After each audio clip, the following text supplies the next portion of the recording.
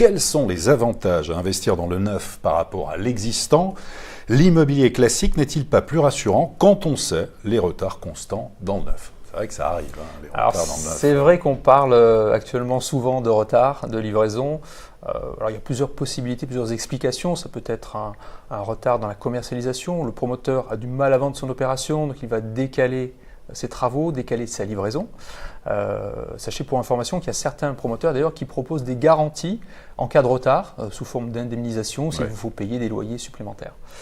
Le neuf a quand même des gros atouts, alors je ne vais pas tous les citer. Alors si on fait justement avantages, inconvénients. Les principaux intérêts du neuf, évidemment vous avez un logement qui est en parfait état, donc sur lequel vous n'aurez pas de travaux effectués pendant au moins une dizaine d'années, le temps de l'investissement.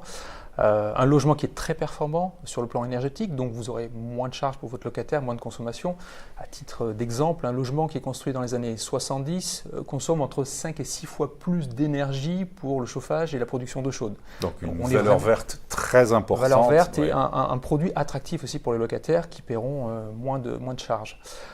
Intérêt supplémentaire des frais d'enregistrement, les frais de notaire, réduits, entre 2 et 3% pour le neuf contre 7 à 8 pour l'ancien.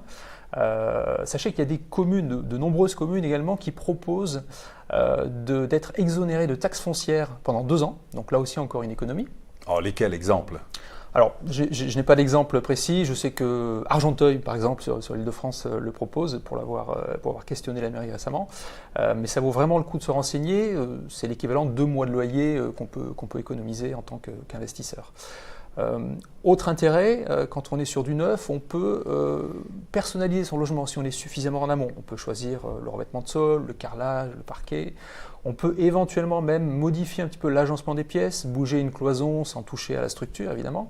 La plupart du temps gratuitement, sauf éventuellement des petites modifications mais qui feront l'objet d'un devis du promoteur. Donc on peut avoir quelque chose qui nous correspond un peu plus, en tout cas qui nous satisfait plus. Intérêt aussi du neuf, c'est qu'on a la plupart du temps des places de stationnement, voire 2, ce qui n'est pas toujours le cas des vieux immeubles dans les centres-villes. Allez, un petit dernier, on a également souvent des charges de copropriété qui sont beaucoup plus légères.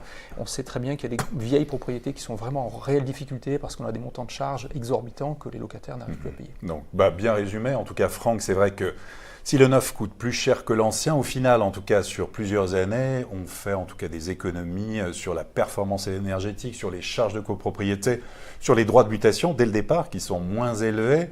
Et puis voilà, c'est aussi le plaisir d'habiter dans un nouveau logement qui n'a jamais été habité avant, en tout cas sur le neuf, qui est confortable, et donc de bénéficier en fait de tous ces avantages, même si c'est vrai qu'il y a des retards, on le sait, dans certaines livraisons, ça arrive et on l'évoquera effectivement, on l'évoquera un peu plus tard.